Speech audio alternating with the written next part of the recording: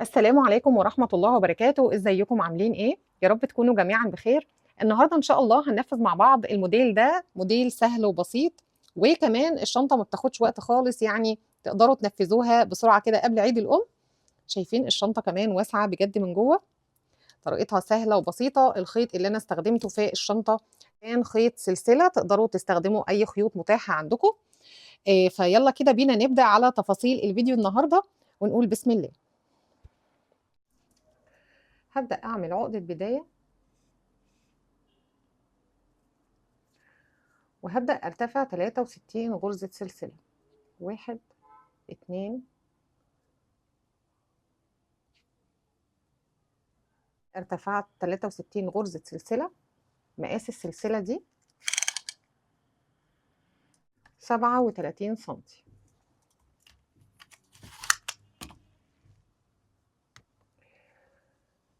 هنبدأ دلوقتي، شايفين الارتفاعات اللي ورا دي؟ يعني السلسلة اهي، أنا بلفها بشتغل في الظهر في الارتفاعات اللي بتكون ورا دي. هسيب أول سلسلة وهروح في ظهر السلسلة التانية وأبدأ أشتغل غرزة حشو. الغرزة اللي بعدها حشو.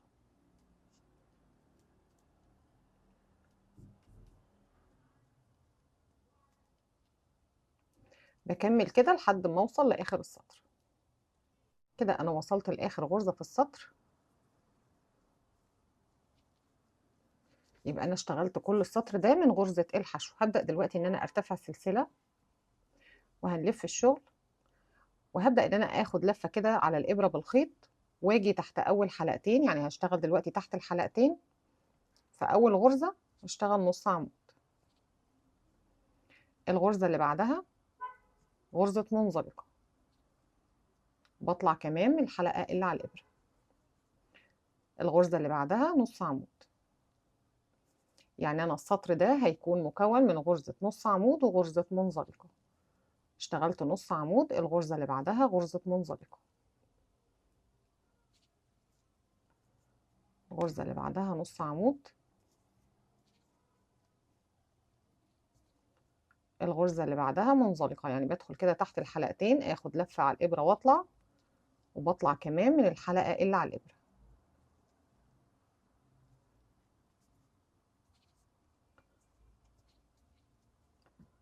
بكرر كده السطر ده كله بالتبادل ما بين غرزة النص عمود والمنزلقة. نص عمود، منزلقة،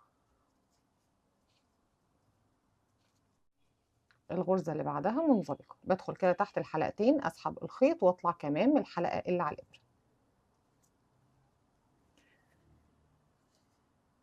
هكمل كده لحد ما اوصل لاخر السطر، غرزة نص عمود وغرزة منزلقة، غرزة نص عمود وغرزة منزلقة. هخلص السطر ده كده وبعدين ارجع لكم.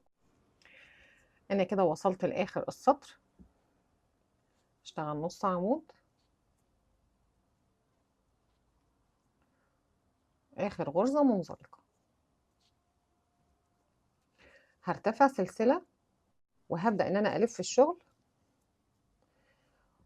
وهاجي في اول غرزة. شايفين الحلقة الخلفية؟ يعني انا شغلي في السطر ده هيكون في الحلقة الخلفية. حرف الفي انا بشتغل في الحلقة الخلفية. كل غرزة هشتغل في الحلقة الخلفية بتاعتها. هاجي فوق اول غرزة في الحلقة الخلفية واشتغل حشو. الغرزة اللي بعدها في الحلقة الخلفية حشو. يبقى السطر ده كله غرزة حشو في الحلقة الخلفية.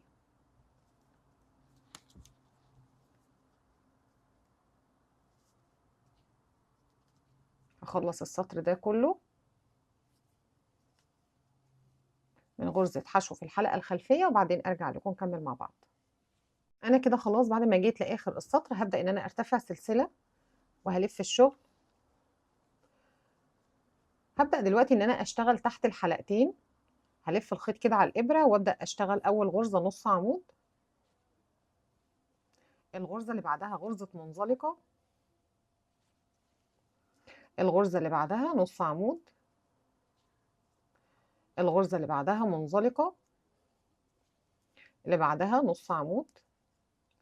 يبقى أنا دلوقتي هابدأ إن أنا أكرر السطر ده كله من غرزة النص عمود منزلقة، والسطر اللي بعده أشتغل غرزة حشو في الحلقة الخلفية. يعني أنا هابدأ دلوقتي إن أنا أكرر السطرين اللي إحنا اشتغلناهم نص عمود منزلقة كل السطر ده، والسطر اللي بعده هيكون غرزة حشو في الحلقة الخلفية. هابدأ إن أنا أكرر كده عدد من السطور وبعدين أرجع لكم. أنا كده بعد ما ارتفعت عدد من السطور، إحنا كنا بنشتغل سطر من غرزة النص عمود منزلقة، نص عمود منزلقة، والسطر اللي بعده كنا بنشتغل غرزة حشو في الحلقة الخلفية. شايفين كده السطر البارز ده اللي هو كان نص عمود منزلقة؟ شايفين هو سطر بارز كده معايا منه 1 2 3 4 5 6، وآخر سطر معايا كان غرزة حشو في الحلقة الخلفية. طيب عايزة أديكم كمان مقاس القطعة دي، العرض بتاعها هنا 10 سنتي. طيب هنبدأ دلوقتي إن احنا نرتفع سلسلة، وهنبدأ إن احنا نلف الشغل، وهبدأ آجي كده تحت الحلقتين وأبدأ أشتغل غرزة حشو. الغرزة اللي بعدها حشو، فوق كل غرزة كده تحت الحلقتين بشتغل حشو. هكمل كده لحد ما بوصل لآخر السطر. خلاص وصلت لآخر السطر، غرزة حشو تحت الحلقتين، هبدأ أرتفع سلسلة وبرضه هلف الشغل، وهبدأ آجي كده برضه تحت الحلقتين واشتغل غرزة حشو. فوق كل غرزة كده بشتغل غرزة حشو تحت الحلقتين.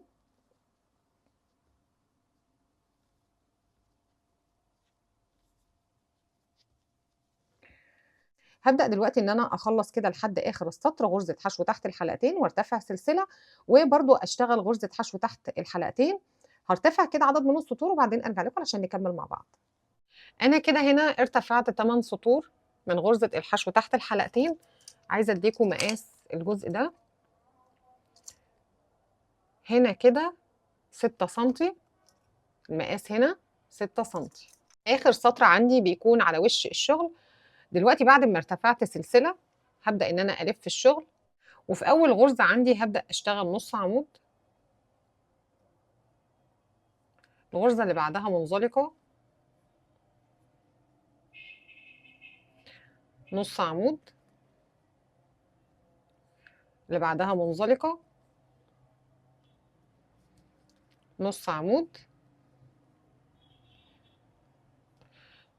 بفضل ماشية كده لحد ما بوصل لآخر السطر، والسطر اللي بعده بشتغل زي ما كنا بالظبط بنشتغل في أول جزء هنا، اللي هو سطر من نص عمود منزلقة نص عمود منزلقة لحد ما بوصل لآخر السطر، والسطر اللي بعده كان حشو في الحلقة الخلفية. فإحنا هنرتفع هنا دلوقتي عدد السطور بالظبط اللي إحنا ارتفعناها في بداية الشغل هنا كانوا 12 سطر، سطر من غرزة النص عمود منزلقة، والسطر اللي بعده كان حشو في الحلقة الخلفية. فأنا هارتفع كده نفس عدد السطور وبعدين أرجع لكم. أنا كده خلاص بعد ما ارتفعت نفس عدد بالضبط السطور اللي إحنا ارتفعناها هنا، كانوا 12 سطر، سطر كان نص عمود منزلقة، والسطر اللي بعده كان غرزة حشو في الحلقة الخلفية. دلوقتي آخر سطر أنا نهيت بيه كان غرزة حشو في الحلقة الخلفية. عايزة أديكم مقاس العرض بتاع الشنطة من هنا لهنا 24 سنتي. طيب أنا هنا قسمت الشنطة، هنا 25 غرزة وهنا برضو 25 غرزة، وكان في النص هنا معايا 12 غرزة. يعني عديت كده 1 2 3 لحد ما وصلت بقى معايا 25 غرزة، يعني دي كده الغرزة رقم 25. ونفس الكلام الناحية التانية، دي الغرزة من هنا لهنا كده، دي رقم 25. عديت كده 25 غرزة، من هنا لهنا كده اللي في النص دول 12 غرزة. تمام، ونفس الكلام بالظبط قسمت الجزء اللي هو في الناحية التانية برضو 25 غرزة و25 غرزة هنا، وفي النص هنا 12 غرزة.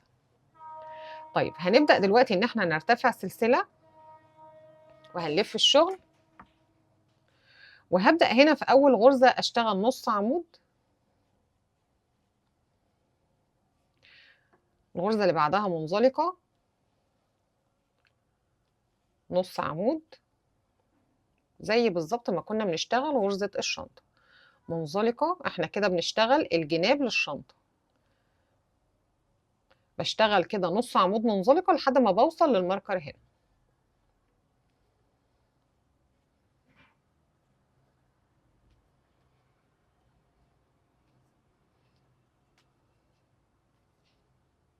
انا وصلت لاخر غرزة اللي هي رقم 25. هشتغل نص عمود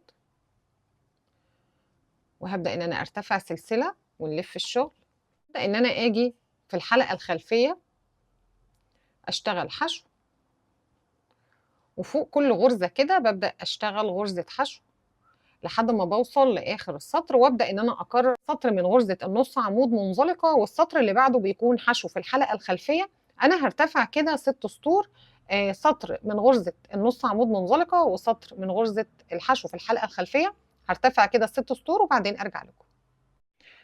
انا كده خلاص بعد ما ارتفعت 6 سطور، كان سطر من غرزه النص عمود وغرزه المنزلقه والسطر اللي بعده حشو في الحلقه الخلفيه، مجموع السطور 6. دلوقتي بقى هرتفع سلسله وهنا هنقطع الخيط.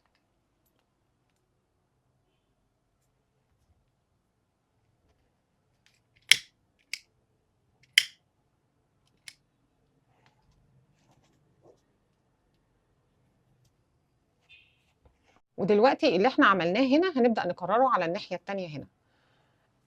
لما نيجي نشتغل الجزء التاني ده لازم نكون على ظهر الشغل.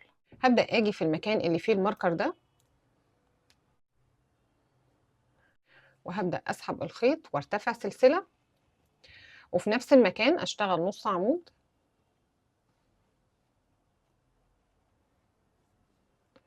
الغرزة اللي بعدها منزلقة،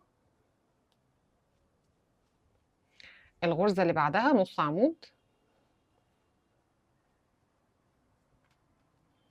منزلقة، نص عمود، وببدأ أكرر كده إن أنا أوصل لحد آخر السطر وارتفع سلسلة، وأبدأ أشتغل حشو في الحلقة الخلفية، ارتفع بالظبط 6 سطور زي ما ارتفعت على الناحية التانية. هخلص كده، وكمان نفس اللي احنا عملناه هنا هنكرره على الناحية التانية. فهخلص كده وبعدين أرجع لكم علشان نكمل مع بعض. خلاص خلصت الجوانب بتاعة الشنطة تمام على الناحيتين. دلوقتي بقى هنبدأ نجمع جوانب الشنطة مع بعض. طبعا طبعا كل جانب بنسيب فيه مسافة كده من الخيط علشان نجمع الجزئين مع بعض. هنبدأ دلوقتي بإبرة التنظيف، نجيب كده الجزئين على بعض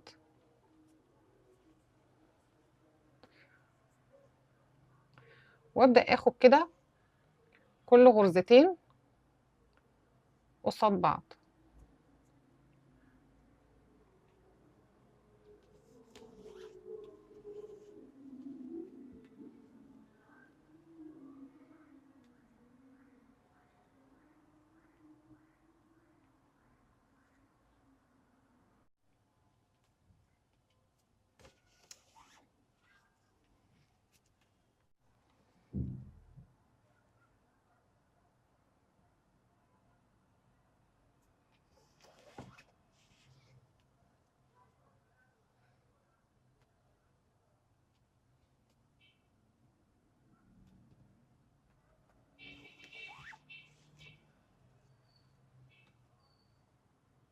كده خلاص خيطت الجنب ده. هبدأ دلوقتي ان انا اخيط الجناب في القاعدة.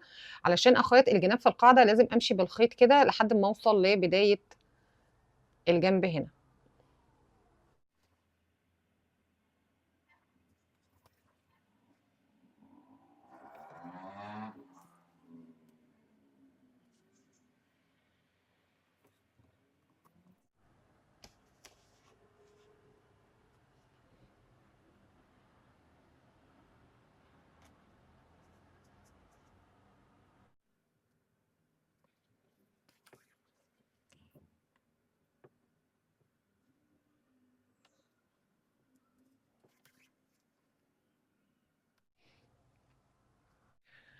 انا كده خلاص بعد ما خيطت جوانب الشنطة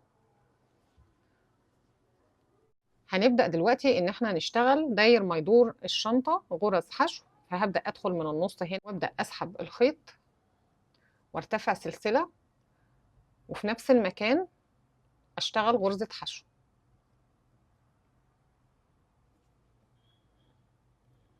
السطر اللي بعده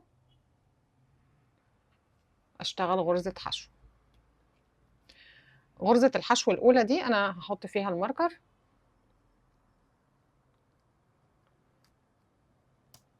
هشتغل كده 10 غرز حشو. 3 4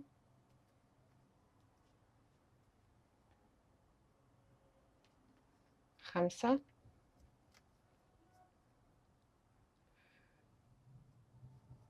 6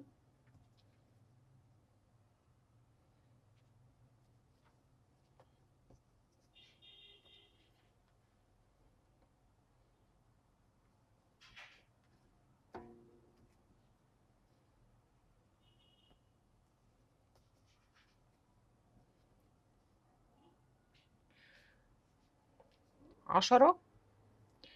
تمام. ال11 وال12 هناخدهم مع بعض تناقص. يعني هطلع كده بالخيط، مش هقفل الغرزة، وهروح للغرزة اللي بعدها هاخدها تناقص. تمام. وابدأ اشتغل غرز حشو.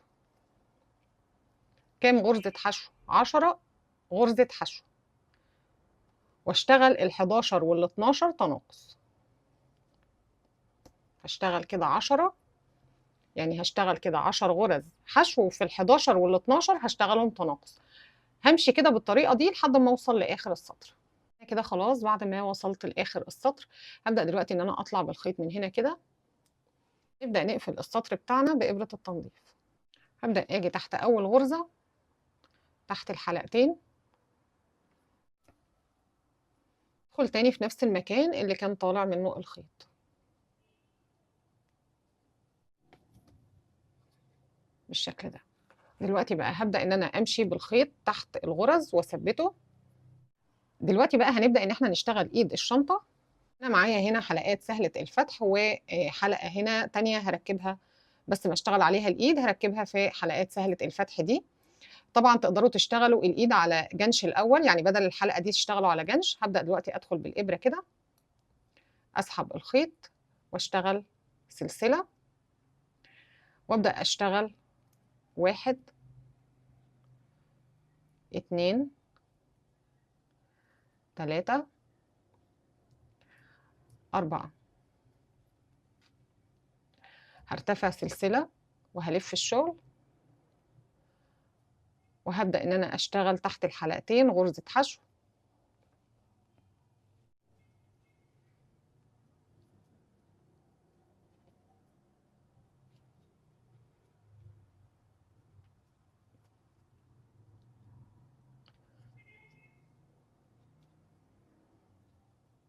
وابدأ ارتفع سلسلة واشتغل فوق كل غرزة كده تحت الحلقتين غرزة حشو. وهبدأ ان انا ارتفع كده بعدد من السطور، وبعدين ارجع لكم.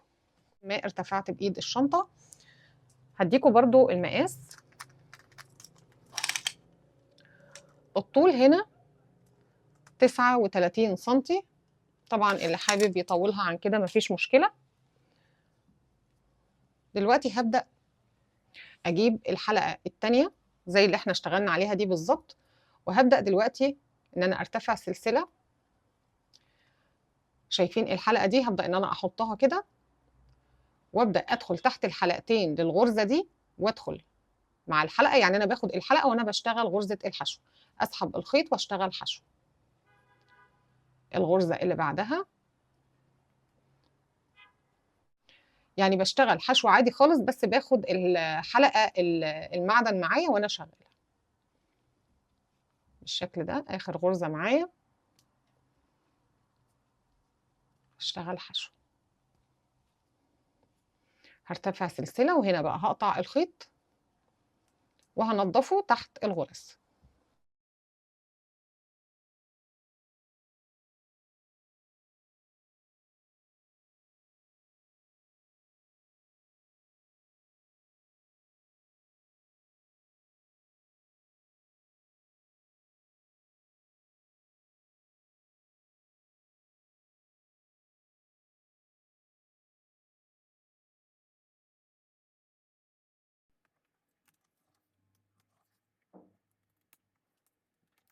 ده كانت شنطتنا النهارده بعد ما خلصت. اتمنى كده يا رب فيديو النهارده يكون عجبكم واستفدتوا منه. ما تنسوش بقى تشاركوني كده رايكم في التعليقات في شنطتنا بتاعه النهارده، ولو لسه ما اشتركتوش في القناه يسعدني طبعا انضمامكم للقناه.